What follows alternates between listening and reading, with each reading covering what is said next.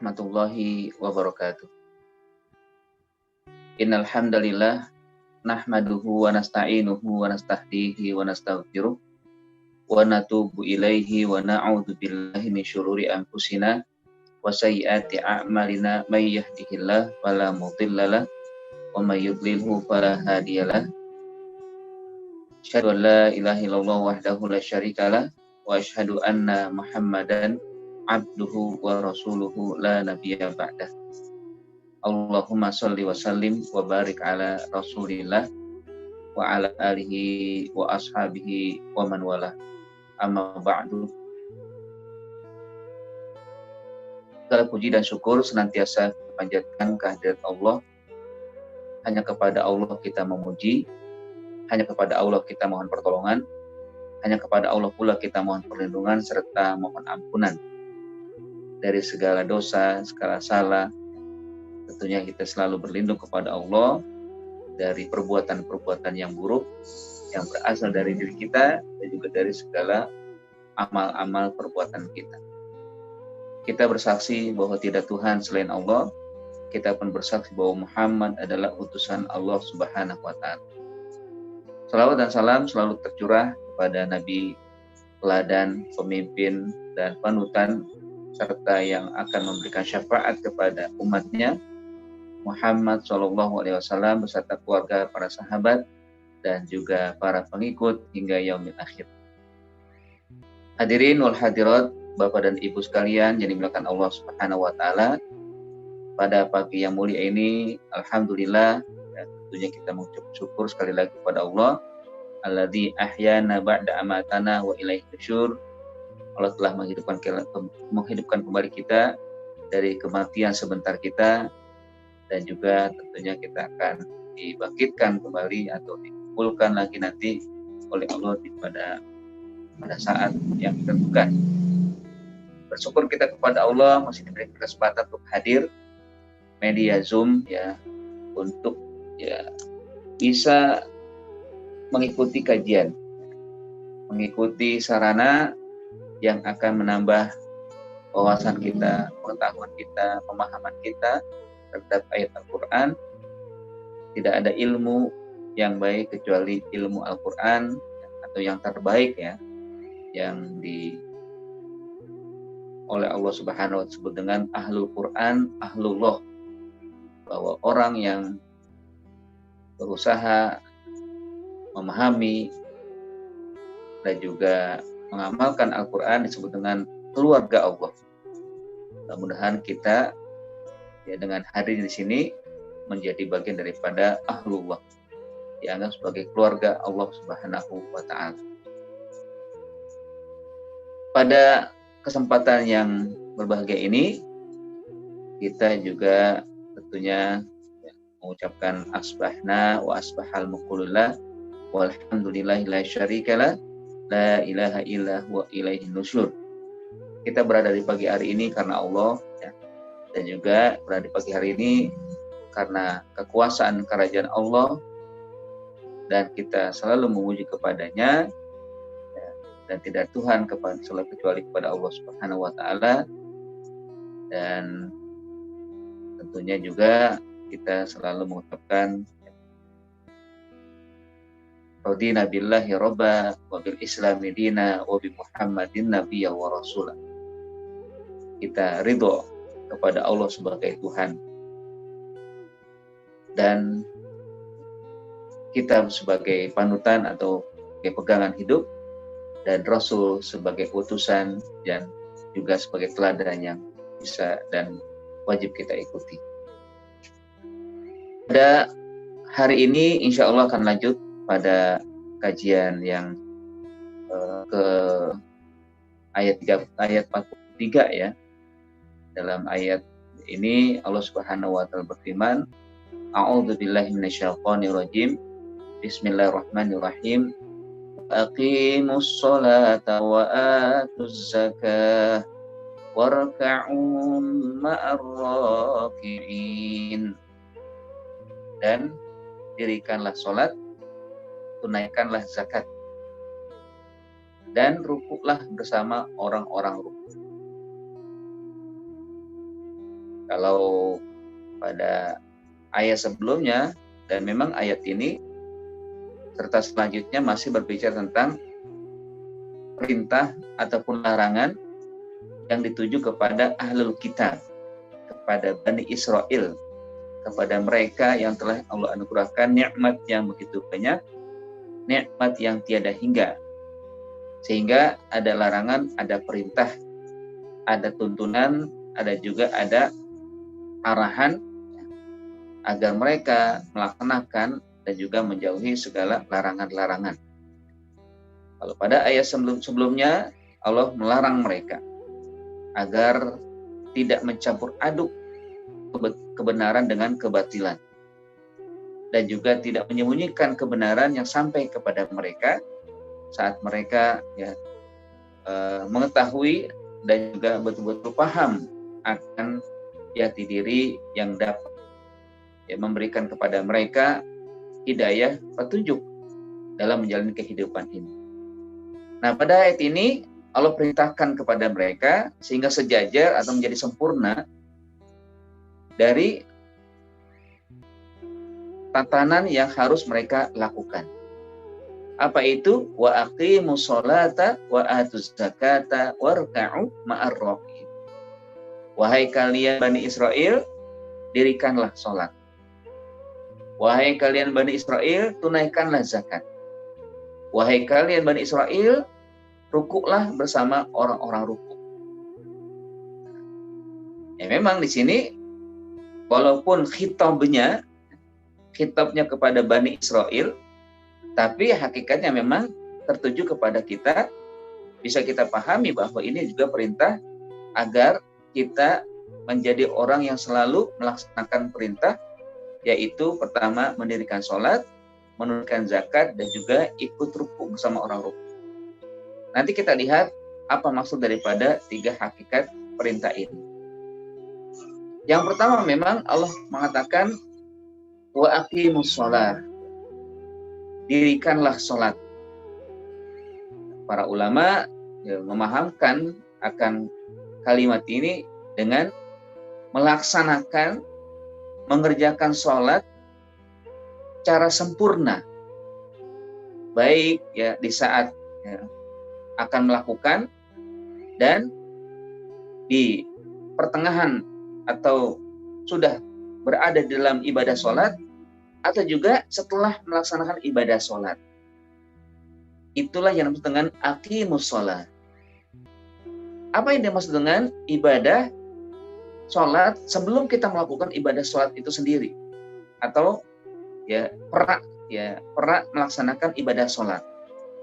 Pertama, berwudu dengan sebaik-baik wudu, sesempurna mungkin wudu yang dilakukan, karena wudu ini menjadi penentu ibadah sholat yang akan dilaksanakan. Wa aqimus sholat, dirikanlah sholat, yaitu di saat sebelum melakukan ibadah sholat maka kalian berwudu. Yang Rasulullah SAW mengatakan asbighul wudu'a, sempurnakanlah wudu kalian. Bahkan ada juga seorang sahabat dilihat oleh Rasul, ada yang belum sempurna wudunya, maka Rasul mengatakan kamu ulangi lagi sholatnya. Akhirnya dia sholat, kamu ulangi lagi sholatnya. Dia sholat lagi, tapi kata Nabi kamu ulangi lagi sholatnya. Akhirnya setelah itu baru dijelaskan oleh Rasul bahwa kamu belum sempurna wudunya. Ada yang masih kering di bagian kakinya. Bahkan oleh Abu Hurairah dalam kalimat yang singkat tadi, Rasulullah mengatakan asbighul wudu, beliau menambahkan dengan kalimat dari beliau sendiri, yaitu Abu Hurairah, wailun lil a'qabi minan nar, celakalah bagi mata kaki dari api neraka. Artinya ada orang yang mungkin nggak sadar saat berwudu dia tidak membasuh kakinya. Yang kadang dekat mata kaki itu kan ada condong sedikit atau kayak mendalam sedikit sehingga kadang tidak diusap, tinggal guyur-guyur doang, lalu tidak kena, sehingga masih kering. Padahal itu merupakan kewajiban yang harus dipenuhi. Nah, ini artinya dari sebelum ya, atau akan melaksanakan ibadah sholat. Begitu juga dengan berdoa setelah berwudu, ya, yaitu Allahumma sholli ala sayyidina Muhammad wa ala sayyidina Muhammad, Allahumma ij'alni minat tawabina waj'alni minas sholihin, waj'alni minal mutatahhirin waj'alni min ibadikas sholihin. Salawat kepada Rasul, Allahumma sholli ala sayyidina Muhammad, Allahumma ij'alni minat tawabina waj'alni minal mutatahhirin waj'alni min ibadikas sholihin. Ya Allah, jadikanlah aku orang yang bertaubat, orang yang bersuci, dan orang yang ya soleh, termasuk orang-orang yang menjadi orang hamba yang soleh. Ini tentunya akan membuat suasana batin kita siap untuk melaksanakan ibadah sholat. Lalu ya di saat melaksanakan ibadah sholat, ini yang cukup berat juga ya. Bagaimana kita harus khusyuk, bagaimana kita harus senantiasa menghadirkan jiwa dan raga kita untuk Allah Subhanahu wa Ta'ala. Karena hakikatnya memang ibadah sholat seperti dalam tafsiran para ulama ya, bahwa sholat itu artinya bagaimana dia berusaha untuk menyanjung Allah, memuji Allah Subhanahu wa Ta'ala ya, atau juga berusaha untuk menghadirkan dirinya ya, agar ya, saat berkomunikasi dengan Allah serius melaksanakan ibadah sholat. Sehingga dari ibadah sholat itu maka Allah Subhanahu wa Ta'ala akan mengapresiasi dan memberikan yang sempurna pula pahala untuk ya orang tersebut. Nah, jemaah sekalian, kita kembali kepada ayat ini. Tentunya Allah Subhanahu wa Ta'ala memberitakan kepada ya Bani Israel dan juga kepada kita agar ya melaksanakan ibadah sholat. Nah, ini menjadi isyarat ya dari kata-kata wa aqimus sholat, bahwa sholat ini diwajibkan untuk siapa saja, untuk kepada seluruh manusia.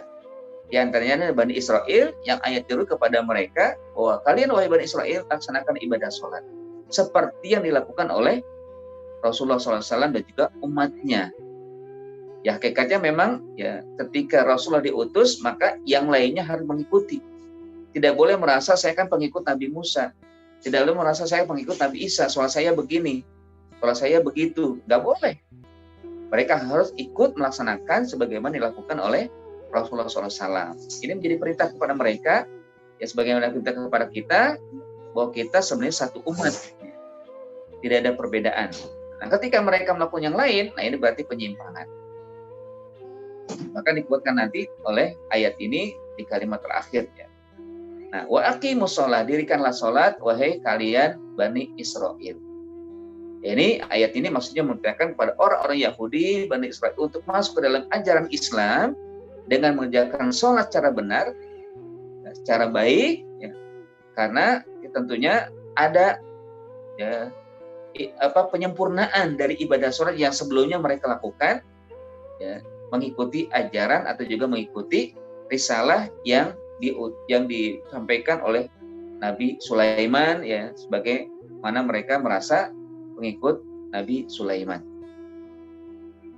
Nah, jamaah sekalian, hadirin hadirat, Bapak Ibu sekalian dirahmati Allah Subhanahu wa Ta'ala, sholat merupakan sarana kita menjalin hubungan vertikal kepada Allah Subhanahu wa Ta'ala. Bagaimana kita dengan ibadah sholat, kita sedang berkomunikasi dengan Allah.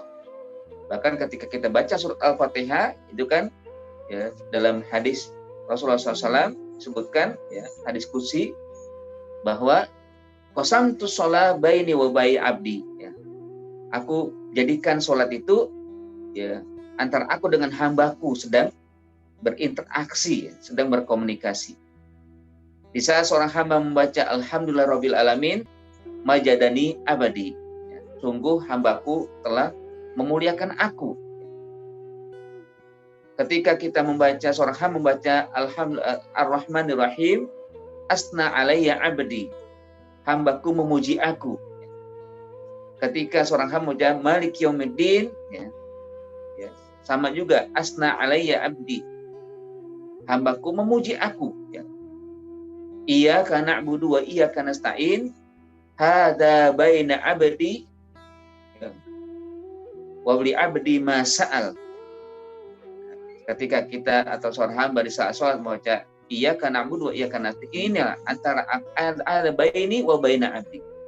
Inilah antara aku dengan hambaku, dan bagi hambaku saat dia bertanya, dia memohon, aku akan berikan.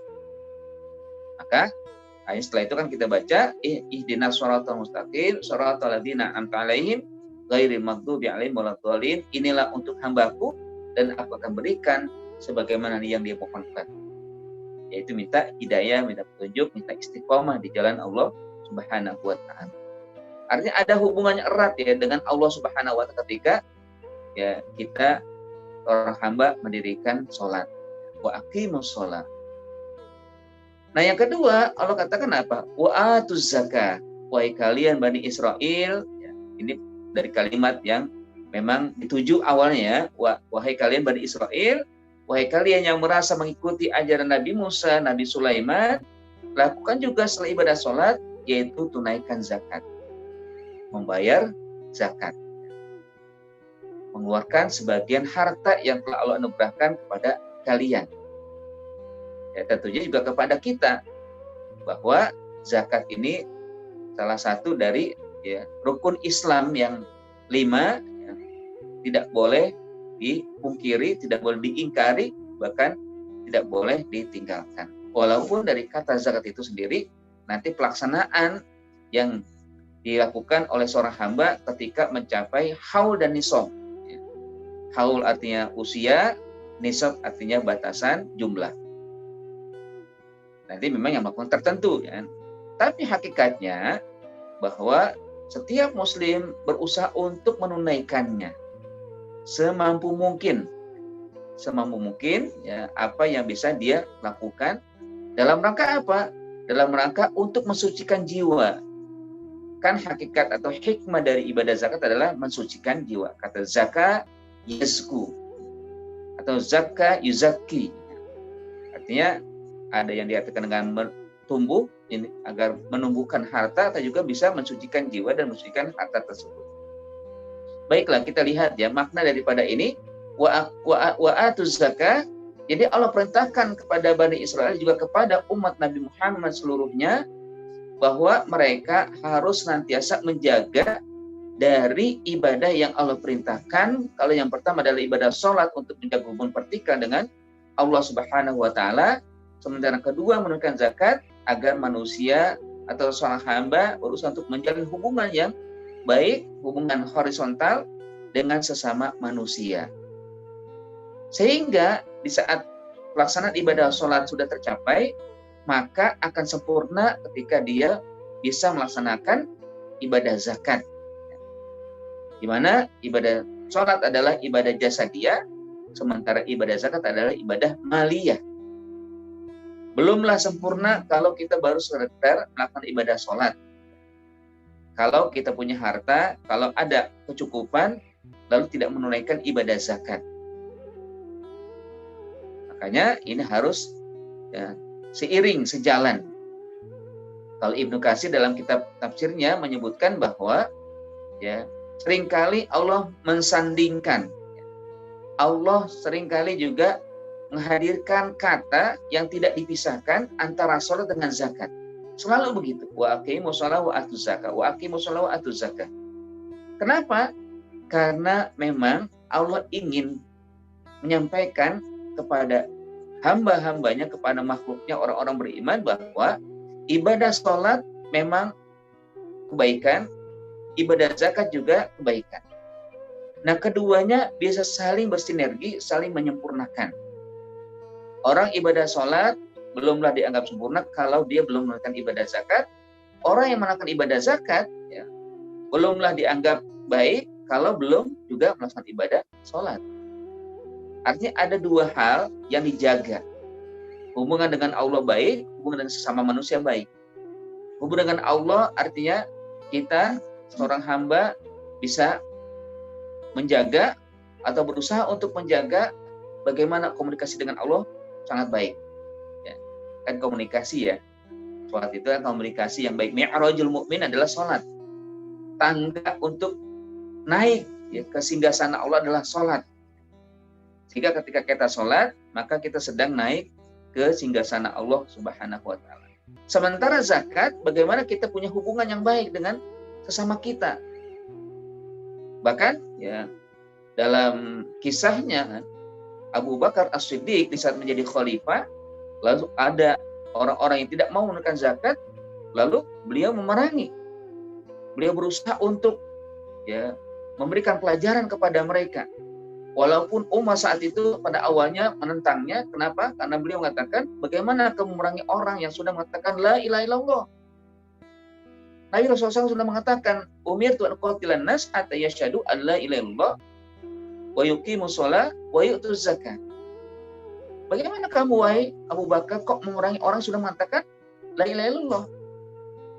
Tidak Tuhan selain Allah, kan nggak boleh diperangi. Maka apa jawaban Abu Bakar? Wallahi lau mana'uni iqalan, ya, bahwa demi Allah seandainya mereka mencegahku dengan sekuat tenaga, ya lau qatilannahum, ya akan aku perangi mereka ya sekuat tenaga, ya, dari apa yang telah mereka tinggalkan di saat mereka sebenarnya melakukan pada ya Rasulullah SAW waktu itu hidup. Apa yang namanya hadis, ya. Jadi di mana Abu Bakar As-Siddiq ini berusaha untuk memberikan pemahaman kembali bahwa ibadah zakat itu harus dilakukan, harus ditunaikan. Jangan sampai tidak ditunaikan. Ya. Mereka memberikan ibadah sholat doang, sementara zakat tidak dilakukan. Nah ini nggak boleh. Padahal mereka sebelumnya di saat Rasul masih hidup, mereka tunaikan. Nah, ini artinya ya bagi orang yang punya kemampuan harus menjaga apa yang sudah diperintahkan Allah dan juga melaksanakannya dengan sebaik-baik. Nah, ini dituju kepada juga secara khusus kepada Bani Israel yang ayat ini turun kepada mereka dan juga kepada kita, ya karena kita sebagai pelanjut dari risalah Nabi Muhammad SAW.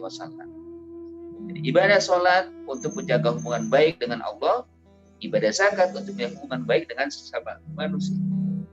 Bahkan dari kata zakah itu sendiri hakikatnya adalah untuk mensucikan jiwa dan juga mensucikan harta seorang hamba. Khudh min amwalihim shadaqatan tutahhiruhum wa tuzakkihim biha. Kata Nabi SAW, ya kata Allah maksudnya firman Allah Subhanahu wa taala perintah kepada Rasulullah SAW, khudh min amwalihim. Ambillah dari sebagian harta mereka, ya, shadaqatan sebagai zakah, ya, bagi bagian yang harus ditunaikan, ya, tutahhiruhum untuk mensucikan mereka, jiwa mereka, wa tuzakkihim biha, dan juga untuk mensucikan harta yang dimiliki. Karena hakikatnya gitu ya, kalau Allah berikan zakat, memberikan harta kepada kita, sebagian harta itu milik kaum yang tidak mendapatkan harta atau yang tidak berkecukupan hidupnya, atau yang memang ya Allah memang sengaja kan bedakan hidup manusia. Ada yang kaya, ada yang miskin, ada yang berkecukupan, ada yang tidak berkecukupan, ada yang berlebihan, ada yang kekurangan.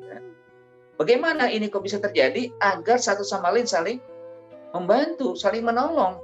Bukan yang kaya bangga dengan kekayaannya, masih mikir akhirnya dia terpuruk. Tidak boleh. Karena harta itu harus ada hakikat yang harus ditunaikan. Ya. Yaitu apa? Untuk bisa diberikan kepada yang membutuhkan, sehingga nanti terjadi hubungan yang baik. Pertama, harta ini menjadi bersih. Dan yang kedua, bagaimana ya komunikasi yang baik antara yang kaya dengan yang miskin tidak terputus, terjalin silaturahim. Nah, ini diantara fungsi dan hikmah dari zakat itu sendiri. Pernah di awal-awal ya kita pembahasan surat Al-Baqarah ini kan ada disebutkan diantara sifat yang bertakwa bahwa mimma razaqnahum yunfiqun.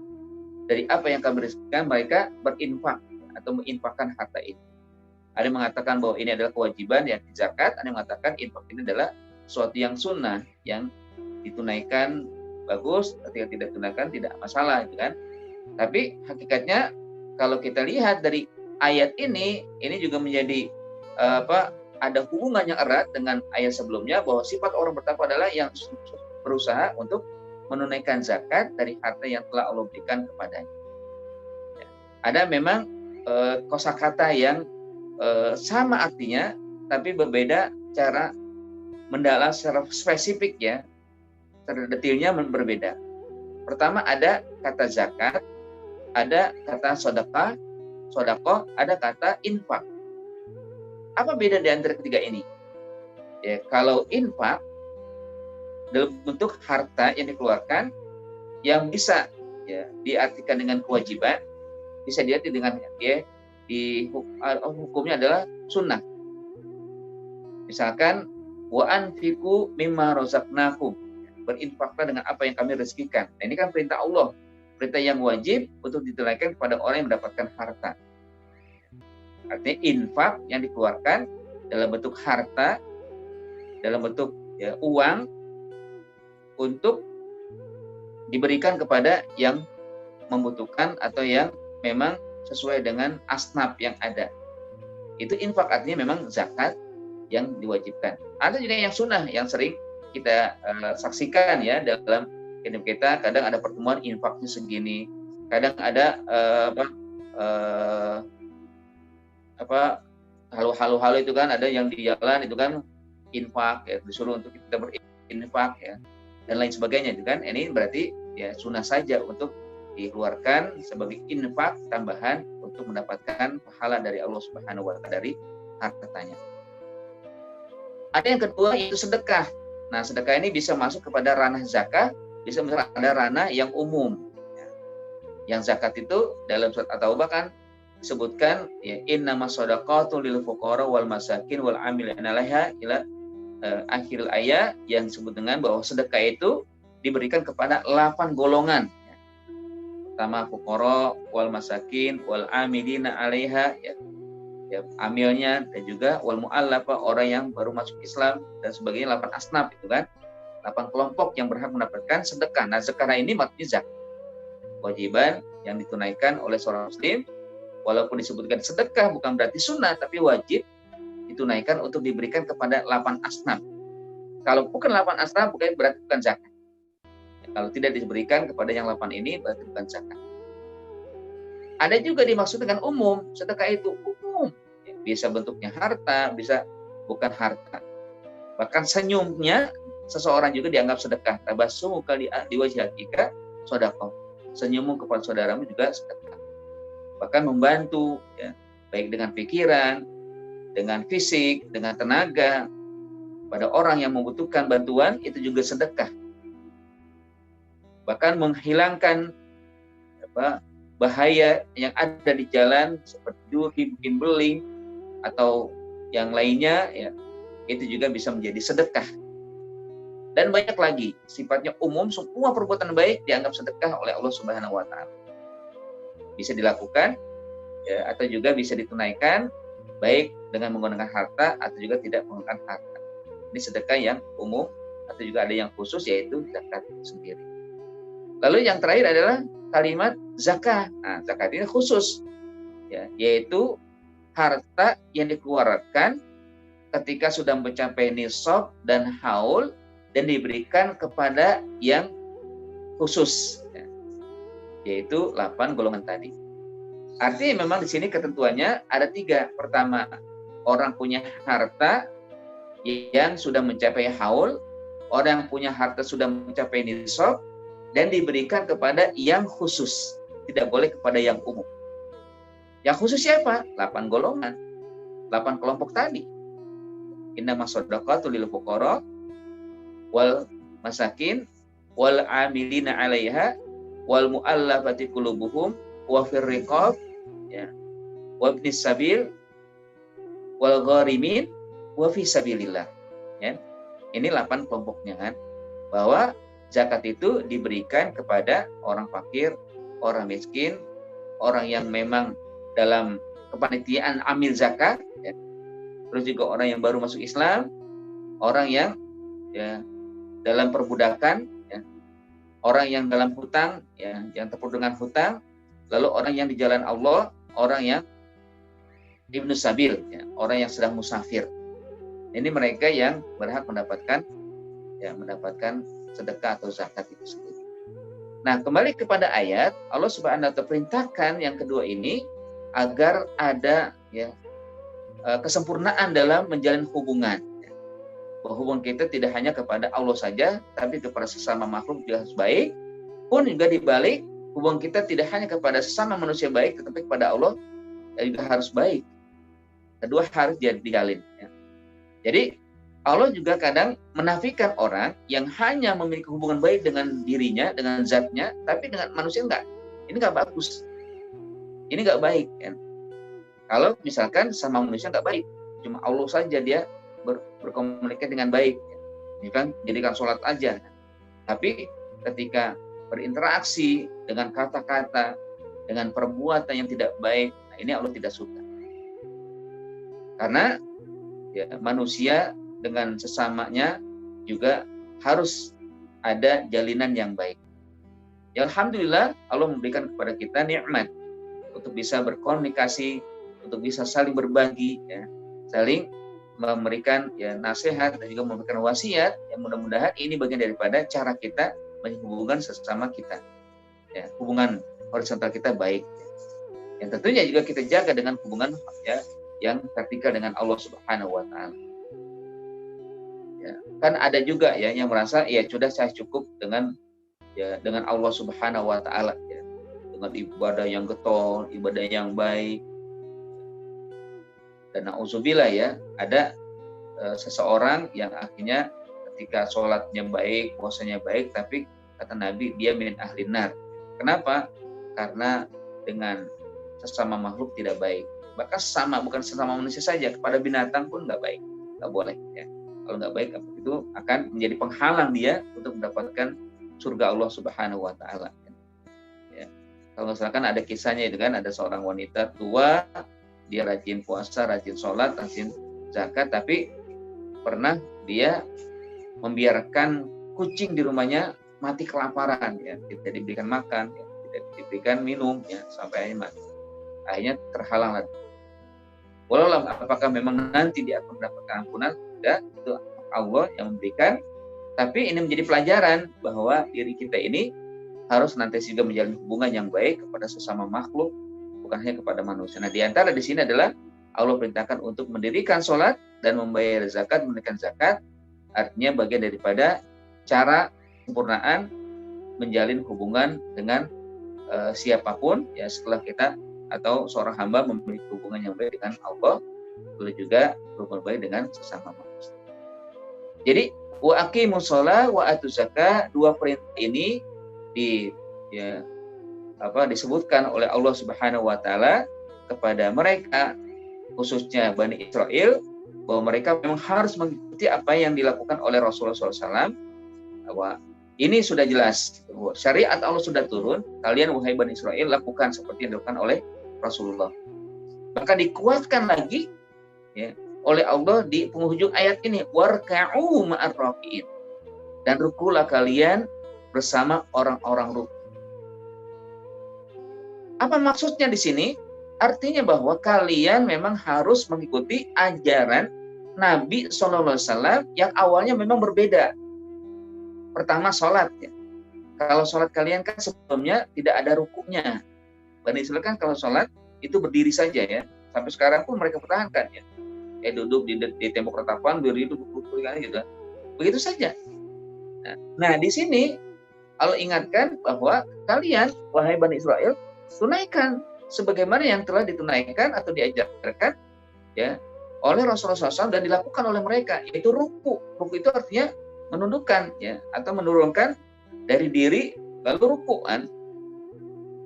Bahkan kata ruku sendiri itu bisa diartikan dengan sujud. Nah, sujudlah kalian bersama orang-orang sujud. Artinya ajaran Bani Israel atau ajaran yang mereka pertahankan itu sudah tidak berlaku. Ajaran Nabi Sulaiman kalau mereka merasa sebagai pengikut Nabi Sulaiman atau Nabi Daud atau Nabi Musa itu nggak berlaku lagi.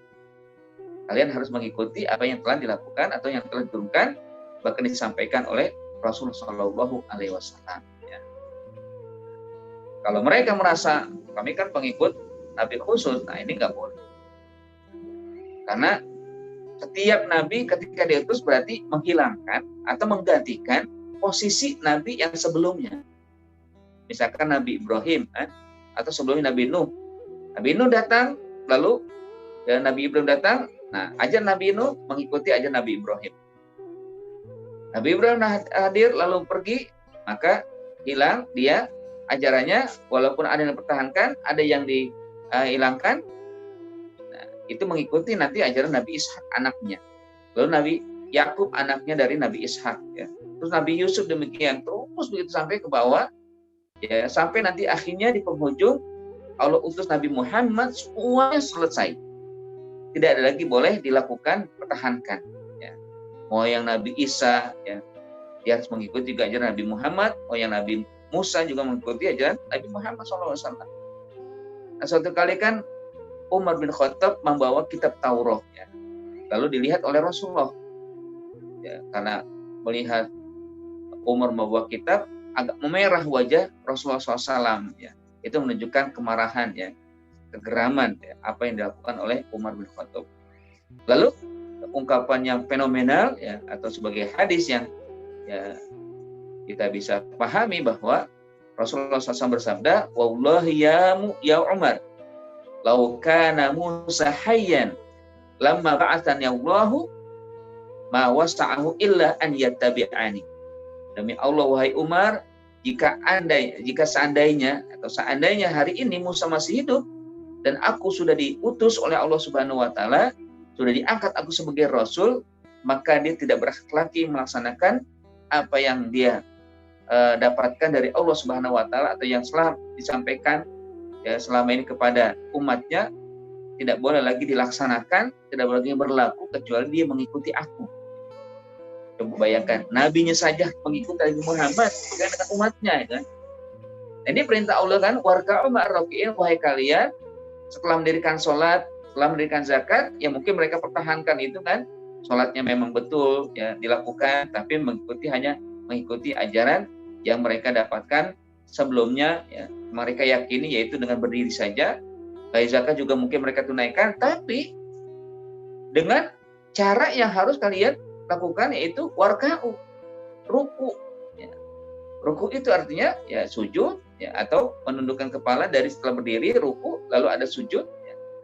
Itu lakukan. Nah, ini kan tidak ada mereka ya lakukan ya sebelumnya ya. Tapi ini semua harus dilakukan oleh mereka karena mereka sudah menjadi umat Nabi Muhammad. Ya, jadi setelah Nabi Muhammad diutus, tidak lagi ada namanya umat Nabi Musa, tidak lagi umat Nabi Isa. Semuanya harus lebur untuk menjadi umat Nabi Muhammad SAW. Nah, jamaah sekalian, ya kata yang terakhir ini punya ayat apa? Ayat ini juga memang mengisyaratkan terkait dengan adanya pelaksanaan ibadah sholat dengan merukukkan diri ya. Bahkan di antara rukun sholat adalah ruku. Rukun sholat adalah ruku. Bagi yang mampu tentunya. Kalau tidak mampu, ya itu ada rukhsah namanya kan. Selama tidak ada rukhsah, maka kewajiban orang sholat adalah merukukkan diri, menundukkan anggota badannya sesuai dengan apa yang telah ditetapkan dari aturan-aturan sholat. Jadi jamaah sekalian dirahmati Allah Subhanahu wa taala, kalimat warka'u ma'ar raki'in adalah ya bahwa sholat yang dilakukan oleh orang Yahudi itu berbeda. Ya. Lalu di sini Allah perintahkan agar sholat yang mereka lakukan itu harus dibatalkan atau harus dirubah, lalu mengikuti apa yang diajarkan oleh Rasulullah. Bahkan jumhur ulama menyatakan bahwa sholat berjamaah itu menjadi kewajiban ya sebagaimana yang telah ditetapkan dalam isyarat ayat ini. Kan katanya warka'u ya, dan rukulah bersama orang-orang ruku. Ya, artinya sholat kalian, rukulah kalian bersama orang-orang sholat. Ya. Jadi ada perintah bahwa memang sholat harus berjamaah, harus bersama orang-orang yang sholat. Walaupun di sini ada dua perbedaan atau dua makna ya dari kalimat warka'u ma'ar raki'in. Pertama, bahwa sholat berjamaah itu ya, ini kan diisyaratkan dengan sholat berjamaah ya kan. Kalau waqimus sholat waktu zakat itu kan nanti bisa diartikan dengan pribadi, walaupun sebenarnya sudah termasuk ya, karena sebagian berjamaah wa aqimu, kalian wahai ya hamba Allah sholatlah ya, tapi ditegaskan dengan warka'u ma'ar raki'in, artinya kalian juga tunaikan sholat bersama orang ruku, sama orang-orang ya melakukannya di dalam tempat tertentu, yaitu masjid. Ya. Artinya kita disuruh untuk sholat berjamaah, apalagi untuk bagi laki-laki kan. Nah, tentunya di sini ada dua hukum yang disebutkan oleh para ulama. Pertama, sholat jamaah itu sunnah muakkadah. Ya, bukan kewajiban, tapi sunnah yang dikuatkan. Sunnah muakkadah. Perintah yang dikuatkan walaupun tidak sampai kepada wajib. Nah, pendapat ini disampaikan oleh para ulama atau jumhur ulama berdasarkan hadis Nabi SAW, sholatul jama'ati afdalu min sholatil fardi bisab'in wa isrina daraj. Bahwa sholat berjamaah lebih utama daripada sholat sendirian dengan 27 derajat. Artinya tidak sama ya orang yang sholat sendiri dengan sholat berjamaah. Ya, orang yang sholat berjamaah itu pahalanya 27 derajat, sementara orang yang sendiri cuma satu sendiri saja. Hadis riwayat Imam Muslim. Ini menunjukkan sunnah muakkadah, sunnah yang dikuatkan, sunnah yang betul-betul ditegaskan untuk dilakukan oleh seorang hamba agar mendapatkan pahala yang lebih besar daripada sholat sendirian. Tapi yang kedua mengatakan bahwa sholat jamaah itu fardu ain, kewajiban setiap orang untuk melaksanakan sholat berjamaah, terutama yang laki-laki di masjid atau di umum ya, misalkan bagi ibu-ibu yang di rumah juga bisa sholat berjamaah, menjaga sholat berjamaah di rumah, ya, bagi dengan anak-anak atau dengan yang seturu ya, yang memang sesama wanita ya, misalkan ya memang mereka tidak diwajibkan ke masjid. Nah, artinya seluruh mukmin wajib melaksanakan ibadah sholat seperti sholat Jumat ya, yaitu melaksanakan berjamaah di masjid. Barang siapa yang meninggalkan, dia telah berdosa karena disebut dengan fardu ain. Ya. Ini pendapat ini disebutkan oleh Imam Daud Az-Zahiri dan juga Imam Atha ya, dalam beberapa maknanya atau beberapa pendapatnya, bahkan juga disebutkan oleh Ahmad Ibn Hanbal sebagai sosok ulama ya, murid dari Imam Syafi'i ya, dan pendiri mazhab ya, Hambali. Apa dasarnya? Ya. Nah, dasarnya adalah hadis Nabi SAW, la sholata li jaril masjid illa fil masjid. Apalagi orang yang dekat dengan masjid rumahnya kan, apakah nempel atau tidak jauh kan, ya dia pun pendengaran ya ketika azan berkumandang, nanti berkewajiban. Kata Nabi, tidak sah sholat seseorang yang ada di sekitar masjid kecuali di dalam masjid. Kalau dia misalkan di depan masjid rumahnya atau samping kiri di belakang masjid, maka dia berkewajiban untuk sholat. Tidak sah kata Nabi sholat yang tinggal di samping masjid, di sekitar masjid, ya kecuali dia sholat di dalam masjid. Ini bagi yang laki-laki khususnya. Nah, Imam Syafi'i bahkan mengatakan tidak ada rukhsah bagi orang yang mampu melaksanakan perintah berjamaah kemudian dia meninggalkannya kecuali ada uzur. Ya, kalau ada uzur baru boleh. Dan kalau nggak ada uzur maka ya diwajibkan untuk melaksanakan ibadah sholat di masjid. Hal ini juga berdasarkan dalil dari hadis Nabi, ya kisahnya kan. Ata an-Nabi SAW rajulun a'ma, datanglah seorang buta kepada Nabi ya, menghadap Nabi dia ini. Faqala ya Rasulullah innahu laisa li ya, qaidun yaquduni ilal masjid. Ya Rasulullah, aku ini seorang buta, nggak ada orang yang menuntut aku untuk ya ke masjid. Bagaimana? Apakah boleh ya? Fasa'ala Rasulullah SAW an yurakhisalahu ya fayusalli fi baitihi. Maka dia meminta kepada Rasulullah SAW agar diberikan keringanan untuk sholat di rumahnya, tidak sholat di masjid. Awalnya apa yang dilakukan oleh Rasul, farakhisalahu. Akhirnya kata Nabi, silakan diberikan rukhsah kepada dia untuk sholat di rumah, tidak sholat di masjid berjamaah.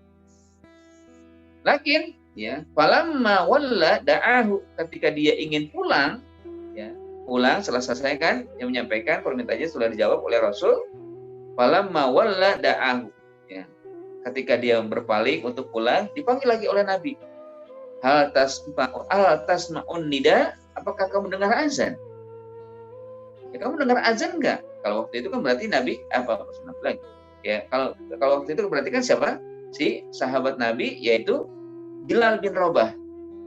Bilal bin Rabah berkumandang, kedengaran enggak saat berkumandang itu? Nah, kata si orang yang datang ini, "Qala na'am." Iya, saya dengar azannya Bilal. Coba bayangkan ya.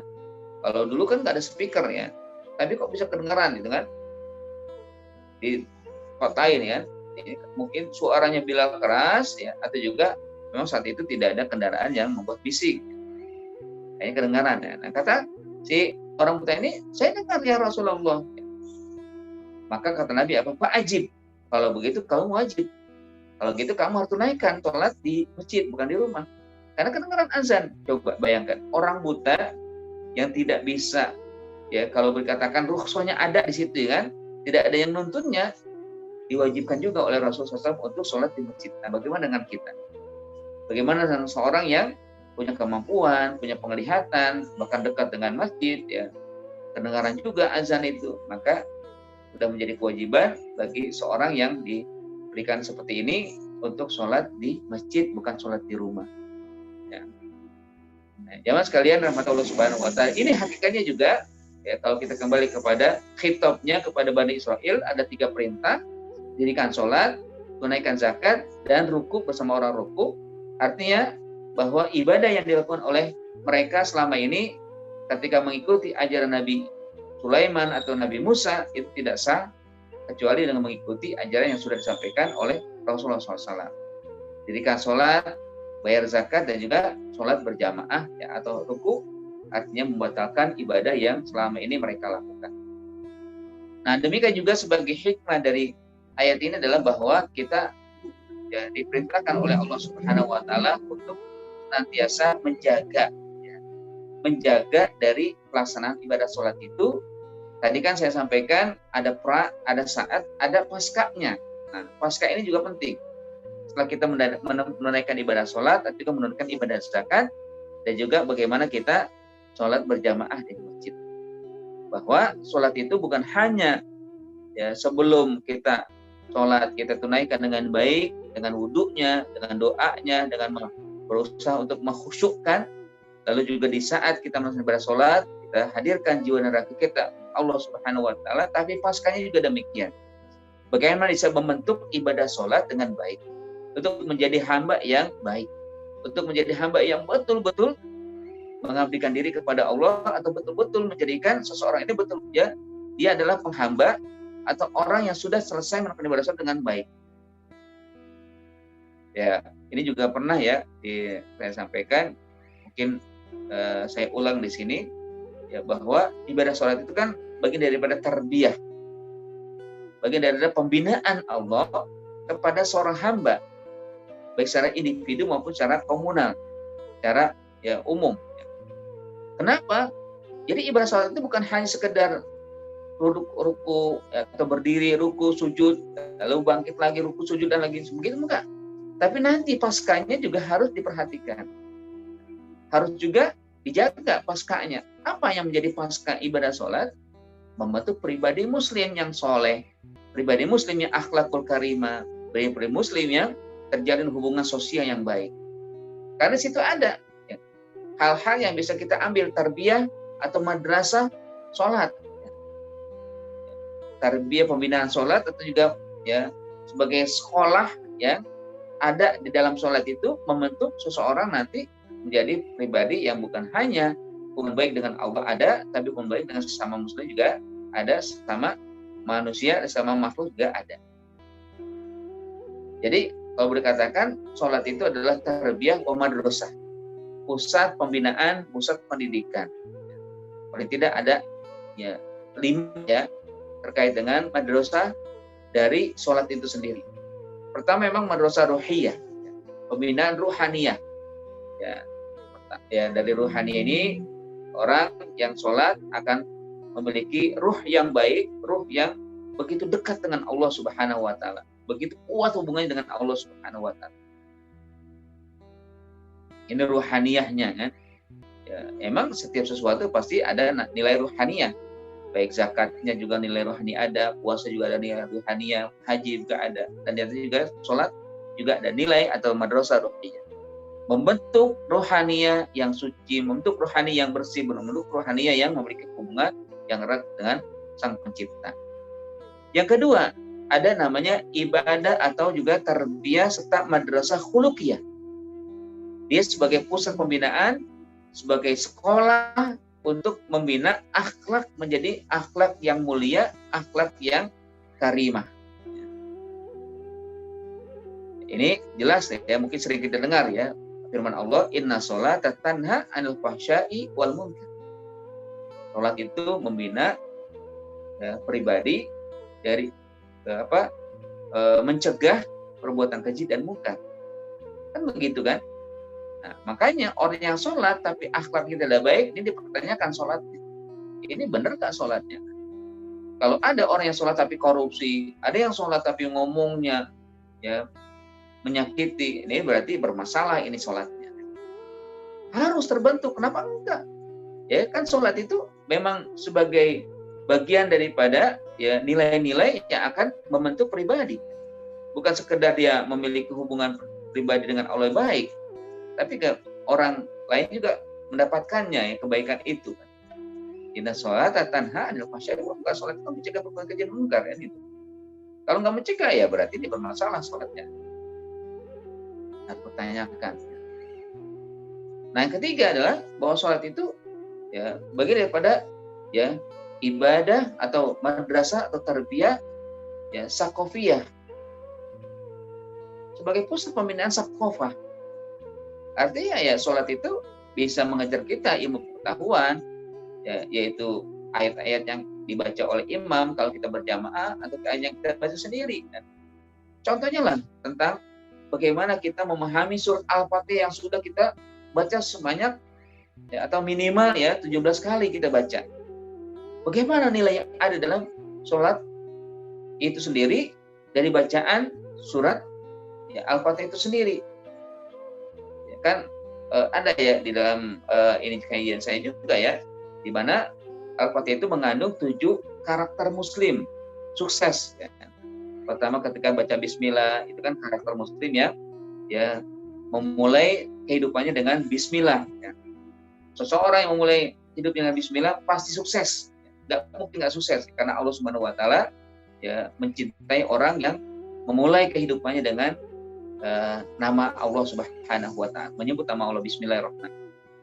Yang kedua ketika baca Alhamdulillahirobbilalamin, ketika itu juga kita sedang memuji Allah. Allah senang dengan pujian hambanya, walaupun Allah tidak butuh hamba memujinya.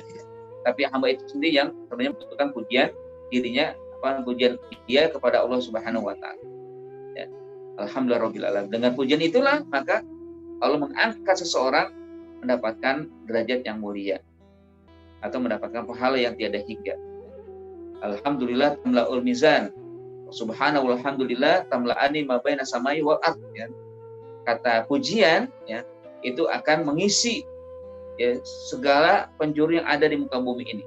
Tamla'ul mizan, timbangan beratnya timbangan itu dengan banyak pujian. Walaupun nanti diiringi dengan amal soleh kan.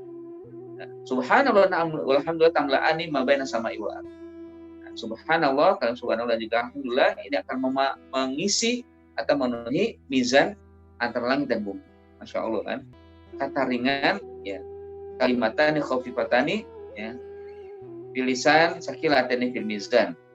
2 kata yang ringan disebutkan atau ringan di lidah namun berat di timbangan, yaitu alhamdulillah wa subhanallah subhanallah alhamdulillah. Nah, yang ketiga ketika baca Ar-Rahman Ar-Rahim, apa ya fungsi daripada ayat ini atau kalimat ini? Berarti kita diajarkan untuk berhusnuzon, berbaik sangka dengan Allah. Ar-Rahman, Allah Maha Kasih yang kasihnya tidak terbilang, atau kasihnya tidak pilih kasih, sayang tidak terbilang. Siapa saja Allah berikan nikmat itu, mau yang dia beriman atau yang tidak beriman, Allah berikan kehidupan kepada mereka yang ingkar atau tidak ingkar, mereka yang taat atau yang maksiat, Allah berikan kepada mereka karena rahmat Allah menyeluruh segala aspek kehidupan. Seluruh makhluk akan mendapatkan rahman Allah Subhanahu. Tapi rahimnya Allah berikan khusus kepada orang yang beriman. Karena kita harus senantiasa berhusnuzon dalam menghadapi atau mengarungi kehidupan ini. Walaupun terlihat orang kafir atau orang yang ahli maksiat mendapatkan terus nikmat, kita nggak boleh berusangka kepada Allah. lalu mengatakan Allah tidak adil, kok saya rajin sholat kok hidup saya begini saja, saya rajin sedekah kok nggak dapat apa-apa ya. Ya karena memang sholat itu kan untuk mendapat pahala saja, bukan sekedar mendapatkan duniawi kan. Ya kalau misalnya duniawi terlalu berikan, alhamdulillah. Tapi kalau enggak, tetap ya ibadah jangan sampai surut. Lalu Malik Yaumiddin, orientasi kita kepada akhirat. Ya, jadi membangun orientasi bahwa hidup kita pasti ada balasannya. Allah mau memiliki hari pembalasan, nah, kita pasti akan dibalas, mau yang kecil, mau yang besar, yang sengaja tidak sengaja pasti ada balasannya. Ini orientasi kita hanya pada akhirat, bukan hanya dunia. Kalau orientasi orang pada akhirat, insya Allah akan terjaga dari segala maksiat, karena dia tahu saya berbuat ini pasti ada balasan, saya begini pasti ada balasannya, pasti ada ganjarannya, pasti ada ya apa tanggung jawabnya kan, semuanya pasti ada. Nah, ketika kita baca ya karena berdua ya karena nasta'in, itu mengajarkan pada kita bahwa diri ini harus senantiasa beribadah hanya kepada Allah dan mohon pertolongan kepada Allah Subhanahu wa taala. Ini kan orang yang susah begitu kan. Tambah kali baca bismillah ya, lalu mengucapkan alhamdulillah selalu, lalu ketika berhusnuzon kepada Allah, lalu menunjukkan ibadah kepada Allah saja kan. Ya karena berdua ya karena nasta'in, Malik Yaumiddin, orientasi kepada akhirat. Yang kelima adalah begitu tadi. Lalu ihdinas shiratal mustaqim, kita berusaha untuk istiqomah di jalan Allah Subhanahu wa taala, di jalan yang lurus. Bagaimana bentuknya? Membentuk komunitas yang baik, memiliki teman, sahabat, lingkungan, rumah tangga yang baik kan. Ya, siapa mereka? Ya, minalladzina an'amallahu alaihim, ya mereka-mereka yang telah memberikan nikmat ya. Ketika kita mintakan shiratal ladzina an'amta alaihim, itu kan jawabannya adalah kita membentuk komunitas yang baik ya, dari orang-orang yang soleh, orang-orang yang bertakwa, orang yang siddiq ya, nabiyina wasiddiqin wasyuhada wassalihin. Artinya kita pengen mencontoh mereka menjadi kelompok yang dimuliakan Allah, diberikan nikmat yang tiada hingga, dan menghindar dari kelompok-kelompok yang dibenci dan dimurkai serta disesatkan. Ghairil maghdubi alaihim waladhdallin. Amin. Nah, ini bagian daripada bagaimana kita memiliki informasi dan juga pemahaman ya, atau namanya tarbiyah atau madrasah saqafiyah dalam ibadah sholat. Lalu yang penting juga adalah bahwa sholat itu mengajarkan untuk memiliki hadoroh, ya, peradaban yang baik. Ya, jadi madrasah hadoriyah. Apa itu? Pertama kedisiplinan, kedua kebersihan, ya, ketiga ya, kesamaan, ya. Bahwa kita semuanya ada di situ kan. Bagaimana peradaban itu bisa terbangun dengan adanya kebersihan, kerapihan, ya, keteraturan, kedisiplinan. Ya. Ya kalau sekarang kan diarahkan untuk memiliki kepatuhan terhadap 3 kan, pakai masker, melakukan social distancing, dan juga menjaga jarak. Ini kan kalau kita patuhi, insya Allah COVID akan berakhir. Ya, kalau kita patuhi. Nah, begitu juga dengan sholat. Kalau kita patuhi, maka kita akan mendapatkan pahala yang besar di saat kita melaksanakan ibadah sholat. Dengan menjaga kedisiplinan, waktu sholat datang azan, kita langsung ke masjid atau tunaikan sholat itu kan. Lalu sholat itu juga kebersihan, kita juga bersih jasad, bersih jiwa. Ya, karena tidak hanya jasad saja kita bersihkan, tapi jiwa dari kemusyrikan dan berbagai hal. Begitu juga dengan yang lain kan, ya, kesamaan hidup, tidak ada beda. Yang beda kita adalah takwa. Yang datang duluan kalau di masjid itu ya bisa mendapatkan yang pertama, ya, bukan yang belakangan, yang pertama kan itu. Dan yang terakhir adalah bahwa dalam sholat itu ada madrasah istimaiyah, madrasah sosial. Ya. Hidup kita adalah sosial. Kita tidak bisa hidup sendirian. Nah, dalam sholat ada imam, ada makmum. Yang berarti ada pemimpin, ada yang dipimpin. Ada pemimpin, ada rakyat. Ya. Jadi ada imam, ada jamaah. Ya. Ada imam, ada makmum. Nah, ini sesuatu yang ada, yang lumrah. Kan? Dalam kehidupan sosial juga begitu kan. Ya, kita ada pemimpin kita, baik tingkat RT, tingkat RW, tingkat lurah, kecamatan, terus ke atas sampai presiden. Itu pemimpin ya, yang Allah berikan, Allah amanahkan kepada mereka, yang harus sadar bahwa di bawah dia ada rakyat, ada yang makmum kepada dia. Jangan sampai ketika diberikan amanah, tidak dipikirkan itu rakyat, tidak dipikirkan ini jamaahnya. Masa sih seorang imam ketika dia diangkat sebagai imam lalu dibiarkan, udahlah sholat sendiri kalian masing-masing, aku mau sholat sendiri juga, urusan masing-masing ini nggak bisa ya. Dia melakukan dan mencontohkan, saya begini, saya azan saya Allahu Akbar takbir ya, maka ya makmum takbir juga setelah itu kan, ruku dia ruku ya. Dan ada pengajaran juga ya, hakikatnya pemimpin itu harus bertanggung jawab ya. Sebagaimana seorang imam bertanggung jawab sah sholatnya makmum. Kalau misalkan imam batal wudunya harus mundur, berarti dia tidak memiliki kemampuan untuk melanjutkan ya kan gitu. Nah, kalau dia pertahankan nggak sah sholatnya, bisa amburadul ya, bahkan nggak diterima sholat seseorang yang imamnya sudah batal ya. Nah, dia sebagai kehidupan kita begitu kan, pemimpin yang nggak usah ngeyel. Kalau misalkan pemimpin itu amanah ya laksanakan. Kalau amanah tidak sanggup, mundur aja kan gitu. Bilang saya sudah batal ini. Nah, jamaah sekalian rahmati Allah Subhanahu Wa Taala, begitulah ya yang Allah perintahkan, bahwa kita memang tidak hanya sekedar yuk kita sholat, tapi paskanya bagaimana ini kita tidak perhatikan. Nah, terlebih lagi dengan zakat juga demikian, atau juga dengan ruku. Nah, ini 3 hakikat atau 3 perintah Allah Subhanahu Wa Taala sebutkan agar kita bisa menjaganya dengan baik, kita laksanakan dengan baik pula, lalu juga menghasilkan pribadi-pribadi yang baik. Ya, sholat, zakat, dan ruku itu rangkaian perintah yang tidak boleh dipisahkan satu sama lain. Wallahu a'lam, mungkin itu yang bisa saya sampaikan pada pertemuan kita pada hari ini. Mudah-mudahan bisa mencerahkan kita semua, menambah wawasan kita, dan memahami bahwa inilah perintah Allah, walaupun kepada Bani Israil juga tetap mengarah kepada kita. Kita diperintah untuk sholat sebaik-baik ibadah, kita disuruh menunaikan zakat dengan ketentuan yang sudah ditentukan, dan kita diperintah untuk sholat, menjaga sholat berjamaah, dan sampai sholat berbangga dengan sendirian, tapi berbangga dengan sholat bisa berjamaah. Ya. Karena kalaupun di antara fungsi sholat berjamaah adalah kalau misalkan kita nggak khusyuk, nanti akan dikhusyukkan atau diterima karena ada kekhusyukan di antara jamaah itu. Kalau misalkan mungkin ya, kita nggak tahu, yang namanya sholat itu kan Allah yang tahu apakah diterima atau tidak. Kalau mungkin ya sholat belum diterima oleh Allah, tapi akan diterima gara-gara ada yang di antara makmum itu yang khusyuk sholatnya atau yang diterima sholat. Insya Allah ini kan ibadah yang betul-betul ya mengajar kita untuk lalu menjaga kebersamaan. Baik, wallahu a'lam. Aku qouli hadza. Assalamualaikum warahmatullahi wabarakatuh. Ya. Silakan kita lanjut pada diskusi atau juga yang ingin bertanya. Tadi kayaknya sudah ada di chattingan ya yang ingin bertanya. Assalamualaikum Ustaz. Waalaikumsalam warahmatullahi. Ya. Mau tanya Ustaz. Mungkin mohon diperjelas kembali Ustaz. Tadi kan disebutkan inna sholata tanha anil fahsai wal munkar ya. Ya. Nah, terkait dengan hal tersebut, bagaimana dengan orang yang dia sudah melaksanakan sholat, tapi kemudian masih tetap juga melaksanakan fahsya wal munkar gitu, atau melakukan perbuatan maksiat ya. Nah, itu ada salah di mana Ustaz? Mungkin mohon diperjelas kembali letak kekurangan sholatnya kah, atau mungkin di mananya ya, sehingga bisa terjadi seperti itu. Kemudian mungkin yang kedua, tadi juga disinggung terkait dengan sholat khusyuk. Nah, ini kan lagi marak nih Ustaz, sholat khusyuk ya.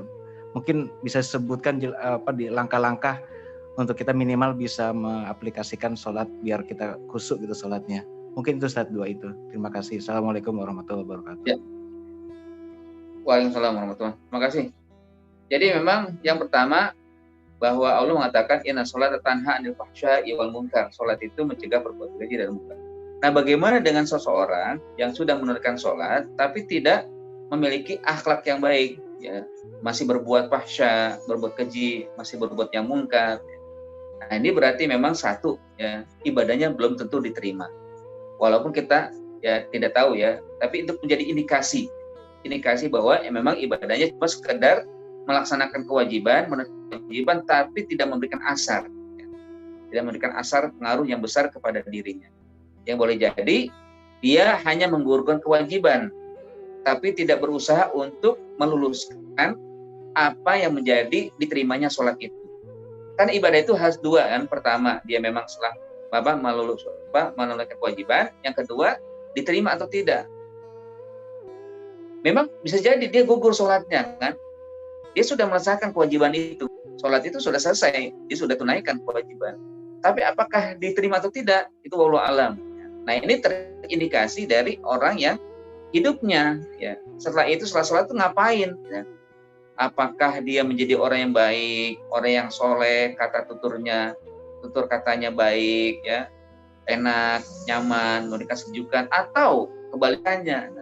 Nah, kalau kebalikannya, indikasi pertama adalah dia tidak diterima sholatnya.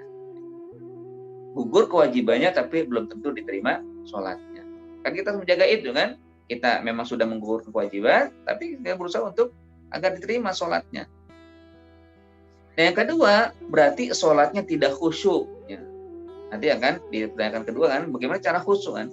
Berarti memang sholatnya tidak khusyuk. Kalau dia khusyuk, dia akan terpengaruh dengan bacaannya, gitu kan?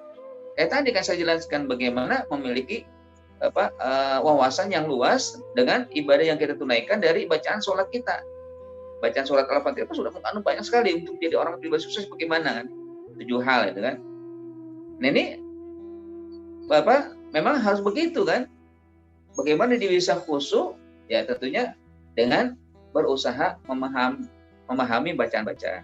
Khusyuk itu bukan berarti kayak orang tidur gitu kan, kayak orang bengong, enggak. Ya. Karena kalau dilihat ya dari apa yang disampaikan oleh Rasul atau juga yang diajarkan oleh Rasul SAW kan, kalau misalkan ada orang sholat, ya misalkan di depan kita nggak ada orang itu kan, tiba-tiba ada orang lewat ya, apa yang dilakukan oleh orang yang sedang sholat ketika ada orang lewat? Kan menjaga gini kan, ya mengisyaratkan itu berarti. Nah, kira-kira khusyuk nggak dia nih? Bisa dikatakan khusyuk dia. Ya. Walaupun ketika ada yang lewat digerak, ini kan berarti menghalangi. Ya. Berarti diperhatikan, berarti ketika sholat itu bukan berarti khusyuk itu bengong gitu kan, lalu mengawang-awang seakan-akan sedang berpenghina Allah, sementara di sekitarnya nggak tahu, enggak. Ya, tapi dia berusaha dengan khusyuknya itu tetap terjaga. Atau ketika ada binatang buas ya, atau binatang yang membahayakan, dia boleh mengambil tongkat memukul binatang itu agar dia tidak terkena, misalkan ular misalkan ya. Bukan lari itu kan. Nah, itu berarti mendirikan bahwa dia khusyuk, tapi dengan khusyuk melihat keadaan juga tetap ya awas ya. Nah, kalau misalkan dia tidak berbuat baik atau malah banyak melakukan kemungkaran, berarti memang dia tidak khusyuk sholatnya. Dia hanya melaksanakan sholat yang bentuknya kewajiban saja, tidak melaksanakan yang syarat-syarat atau kewajiban yang memang menjadi lulus sholat itu dengan baik. Nah, yang ketiga juga bahwa ketika ada orang yang sholat tapi perbuatan nahi mungkarnya tetap berjalan, itu berarti dia tidak paham ya dengan hikmah yang harus dia ambil dari sholat itu sendiri. Ya, ada ketentuan Allah kan demikian ya. Sholat itu menjaga perbuatan atau membentuk pribadi yang baik. Ya. Berarti dia tidak paham ya. Dia tidak memiliki apa yang menjadi tuntunan hikmah ibadah sholat itu sendiri. Nah, itu ya yang bisa kita dalami ya. Nah, yang kedua, bagaimana cara untuk kita khusyuk? Ya, kalau khusyuk itu kan memang sesuatu yang nanti akan kita bahas juga sebenarnya pada pertemuan yang akan datang kan, wasta'inu bis-sabri was-shalah wa innaha lakabiratun tidak lal khasyiin ya. Tapi secara singkatnya di sini bahwa memang khusyuk itu merupakan salah satu syarat agar ibadah diterima. Nah, tentunya memang agak berat untuk kita bisa khusyuk. Ya. Dan di antara cara kita bisa khusyuk, minimalnya adalah menundukkan kepala atau menghadapkan wajah ke tempat sujud. Tidak kemana-mana, ya. Tidak melihat kanan, tidak melihat kiri, kan. Ya. Cukup, ya. Menghadapkan, menundukkan wajah itu ke tempat sujud. Dia harus di tempat sujud, nggak bergeser, nggak ke depan juga. Karena kalau ke depan mungkin, apalagi ada orang yang pakai baju di belakangnya ada tulisan. Ini kan nanti akan ya terbayang walaupun nggak terucap ya. Mungkin ada pikiran kok ini tulisnya kok nggak sinkron ya kan? Mungkin ada pikiran begitu. Nah, setan juga berusaha untuk ya membuyarkan konsentrasi kan. Atau ada yang baju batik kok lempukannya nggak ini kan, atau mungkin ada orang yang nggak ada setrika, kok ini kayaknya nggak ada setrika nih bajunya. Itu banyak muka-muka yang bisa hadir ya ketika orang sedang sholat, ketika dia melihat ke depan ya. Maka lebih baik kalau sholat itu di depan ya, atau di bagian pertama, saf pertama, sehingga tidak melihat apa-apa kecuali tembok ya. Tapi lebih utama adalah kalaupun di belakang, tundukkan, lihatlah tempat sujud ya, bukan kemana-mana ya. Itu diantara salah satu agar kita bisa khusyuk ya. Nah yang paling tinggi adalah ya ketika kita akan mengawali sholat ya, baik dengan dengan wudhu, menjaga wudhu kan. Nah, biasanya memang kalau agar kita bisa khusyuk, jaga jangan sampai berbicara setelah kita mendengar azan ya, jaga ya. Apalagi kalau sudah berwudhu, nah setelah wudhu itu kan ibadah ya. Bagian daripada ibadah adalah wudhu. Nah setelah wudhu nggak ada komunikasi kecuali zikir ya, subhanallah, subhanallah, alhamdulillah dan sebagainya, sampai nanti masuk masjid mendirikan sholat sunnah rawatib, qobliyah atau sholat sunnah tahiyatul masjid. Nah itu jangan bicara lagi, jangan ngobrol. Kadang-kadang kan kita ya banyak ngobrolnya ya setelah wudhu kan, atau kalau sedang wudhu juga ngobrol itu kan. Gimana tadi? Ya tanya gitu kan. Nah ini bisa tidak menghadirkan kekhusyuan ya. Karena banyak lagi bayang-bayangan. Ya, di antaranya juga dengan khusyuk itu yang ketiga adalah berusaha untuk menghadirkan segala jiwa dan raga ya, terutama pikiran ya, bahwa kita akan menghadap Allah Subhanahu wa taala, kita akan akan berkomunikasi dengan Allah, maka fokuskan ya, fokus untuk ibadah yang akan ditunaikan. Kalau mungkin itu Ivandi yang bisa saya jawab. Jazakallah Ustaz. Ya, baik, ada di chatting ya, ada bertanya. Assalamualaikum, izin bertanya Ustaz. Ada, pertama, seorang anak yang memberi nafkah karena orang tuanya tidak bekerja, termasuk kategori apa Ustaz? Yang kedua, seorang istri memberi uang belanja kepada ibu kandungnya karena tidak bekerja juga, termasuk kategori apa Ustaz? Yang pertama, seorang anak yang memberi nafkah itu kewajiban, apalagi orang tua yang tidak bekerja. Orang tuanya sudah sepuh ya, sudah lagi tidak bisa cari nafkah, maka kewajiban anak adalah dia memberi nafkah, tapi tidak termasuk zakat. Tidak boleh seorang anak itu membayar zakat kepada orang tuanya. Kenapa nggak boleh?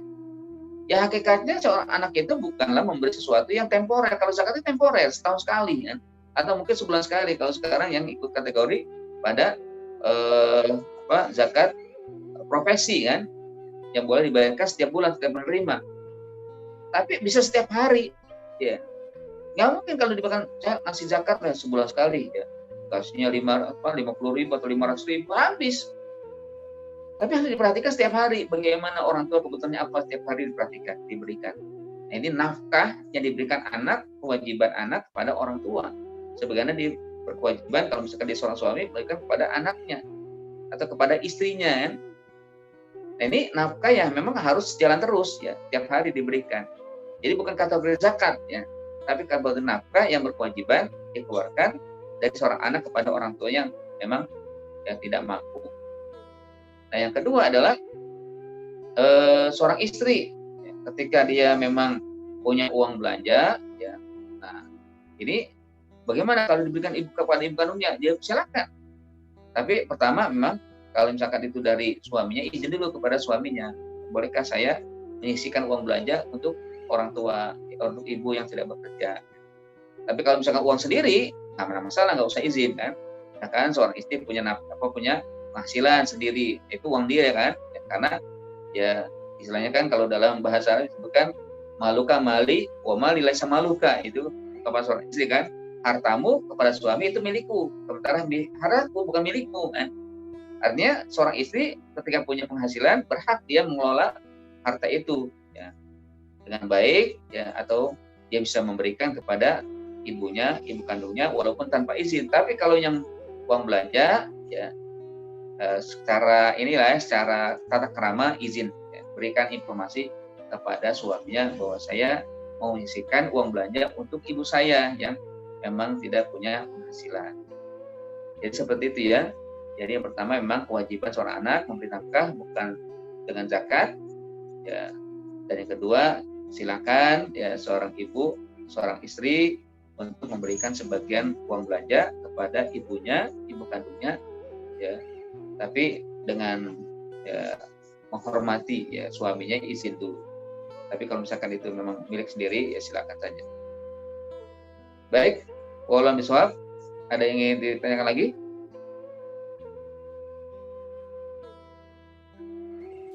Saya Tat. Ya Bu. Assalamualaikum warahmatullahi wabarakatuh. Waalaikumsalam warahmatullahi wabarakatuh. Terkait dengan zakat rikas itu Tat, itu kategorinya termasuk dapat hadiah apa juga termasuk rikas itu Tat? Iya, kalau hadiah nggak kena juga. Iya, maksudnya itu nominalnya sama dengan rikas atau? Iya. Jadi kan kalau rikas itu bahkan lebih besar ya daripada hadiah ya. Oh gitu. Mm-mm. Jadi kan misalnya kita dapat hadiah motor gitu, terus itu mengeluarkannya lebih ini apa? Berapa persen Tat, kalau itu? Ya. Jadi gini, pertama ada dua kategori. Pertama terduga atau tidak terduga. Iya. Ya, kalau yang terduga itu berarti 2,5%. Kalau tidak terduga itu bisa 5%. Gitu. Berarti beda sama rikasnya, Tat? Iya, beda. Rikasnya. Dan kategori rikas itu apa memang ini ya? Apa barang temuan yang berupa dari bumi atau memang kayak misalnya nemu di jalan boleh gede gitu, misalnya nemu berlian gitu, itu kan ya. Padahal itu kan harus diserahkan pada yang diumumkan dulu ya Tat, kalau saya ingat saya. Ya, jadi gini, kalau rikas itu kan memang barang temuan. Kalau misalkan yang dari perut bumi itu kan berarti nggak ada pemilik kan. Itu bisa peninggalan zaman dahulu kan. Itu kalau misalkan nggak ada yang mengakui berarti dia punya hak pribadi, nanti dikeluarkan 10% kan. Tapi kalau misalkan di jalan atau di apa, lebih baik kembalikan kepada yang berwajib dan umumkan ya. Umumkan selama setahun atau ya mungkin bisa diberikan kepada panti asuhan atau yang lain ya. Jadi juga dimiliki sendiri ya. Oh gitu. Ya berarti, kalau berarti ada punya ini, mungkin ada mencari kan. Iya ya. Iya. Kalau misalnya ini rikas itu 20 apa 10% Tat? Kalau saya 10% ya, 20 ya, saya nggak lupa. 20, saya ingat saya 20 Tat. 20 mungkin ya, maaf saya salah ya, 20%. Ya. Karena emang itu barang temuan ya, barang yang tak terduga ya. Oke, jazakallah Tat. Assalamualaikum. Ya memang tadi perbedaan gitu ya, kalau kan di jalan ya berarti memang kembalikan aja. Kalau dalam setahun nggak ada yang datang, ya lebih baik infakkan aja kan, taruh di masjid atau tempat pengajian, mudah-mudahan niatnya untuk yang kehilangan ya. Iya. Baik. Baik, ini ada yang bertanya Pak Dede ya. Asif ya Ustadz, izin bertanya, jika kita memahami makna ayat secara berkaitan dengan ayat-ayat sebelumnya, berarti ayat 43 ini perintah Allah kepada Bani Israel juga. Apakah sholatnya Bani Israel sebelum Islam ada ruku dan berjamaah? Nah, jadi memang tadi saya sampaikan bahwa sholat mereka sebelum Rasulullah datang itu ya nggak ada rukunya, kan mereka mengikuti ajaran Nabi Sulaiman ya. Nabi Sulaiman itu kan sholatnya cuma berdiri ya. Makanya kan di dalam surat Saba yang masalah ya, itu Nabi Sulaiman tidak diketahui apakah sudah meninggal atau tidak karena lagi berdiri. Jadi posisi Nabi Sulaiman kan riwayatnya meninggalnya dalam kondisi berdiri. Nah disangka dia lihat sholat. Ya. Baru ketahuan setelah ya Pak, tongkat yang dijadikan penopangnya itu patah ya, karena dimakan rayap, tersungkur dia. Nah, baik tahulah ya di situ juga akhirnya setan juga nggak tahu kan terkait dengan jiwa Nabi Sulaiman ya. Baru ketahuan bahwa Nabi Sulaiman sudah meninggal saat berdiri. Jadi itu dijadikan alasan ya oleh mereka bahwa sampai sekarang pun dilakukan oleh mereka ya sholat itu berdiri aja nggak ada rukuknya kan. Makanya kan setelah Nabi kita Rasulullah SAW datang menghapuskan itu, harus mereka melakukan seperti yang kita lakukan juga ya. Sholat pakai rukuk dan berjamaah atau tidak ya, walau alam kalau berjamaah ya apakah berjamaah atau tidak, tapi setiap perintah itu pasti ada perintah jamaah. Tidak ada Allah memerintahkan untuk sholat sendirian aja, enggak. Sudah pasti berjamaah kayaknya. Ya. Kalau menurut saya sih berjamaah. Ya, begitu. diperintahkan untuk jamaah juga. Apalagi kan biasanya perintah itu untuk semua orang ya, untuk dilakukan perintahnya ya dengan berjamaah ya. Itu ya mungkin Pak Dede. Memang ayat 43 ini khusus awalnya kepada Bani Israil mengingatkan mereka bahwa dilarang tidak mencampur aduk ya kebenaran dengan kebatilan atau tidak boleh menyembunyikan kebenaran. Dari sini ada perintah lakukan, laksanakan apa yang dititahkan ya atau sudah menjadi risalah Rasulullah SAW yang mereka waktu itu hidup, yang berarti harus lebur untuk menjadi pengikut Nabi Muhammad, sholat, zakat, dan juga ruku atau sholat berjamaah. Baik, Allah bisawab. Ada lagi mungkin terakhir?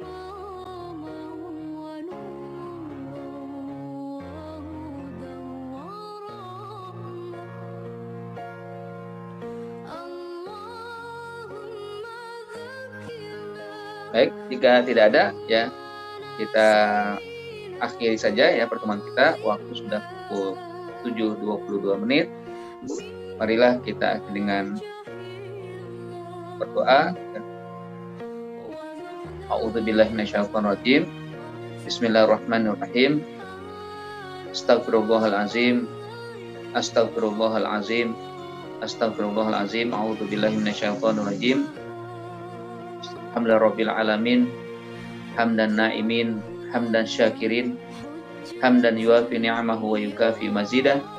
Ya Rabbana lakal hamdu wa lakal syukru kama yanbaghi li jalali wajhikal karim wa 'azimi sultanik. Allahumma sholli ala sayyidina Muhammad. Allahumma ighfir lana wa liwalidina warhamhum kama rabbawna shaghara. Allahumma ighfir lana wa li ikhwanina alladziina sabaquna bil iman. Wa la taj'al fi qulubina ghillan lil ladziina amanu rabbana innaka ra'ufur rahim. Allahumma ij'alna muqimah sholati wa min dzurriyyatina rabbana wa taqabbal du'a. Allahumma ij'alna minal ladzina yattabi'una sanah. Allahumma ij'alna minal ladzina yastami'una al-qawla wa yattabi'una ahsanah. Allahumma ij'alna minal muqimina shalah wal mu'tuna zakah wal ladzina minar raqiin haqqa ri'ayah. Rabbana taqabbal minna innaka antas samiul alim wa tub 'alaina innaka tawwabur rahim. Allahumma dfa'annal bala wal ghala wal fahsya wat ta'un wal fitan wal mihan ma zahara minha wa ma batan bi rahmatika ya arhamar rahimin. Rabbana atina fid dunya hasanah wa fil akhirati hasanah wa qina adzabannar. Wa sallallahu ala sayyidina Muhammadin wa ala alihi wasallam. Subhana rabbika rabbil izzati amma yasifun wa salamun alal mursalin walhamdulillahi rabbil alamin. Alhamdulillahirabbil alamin. Kita akhiri dengan alhamdulillah alhamdulillahirabbil alamin. Subhanallah.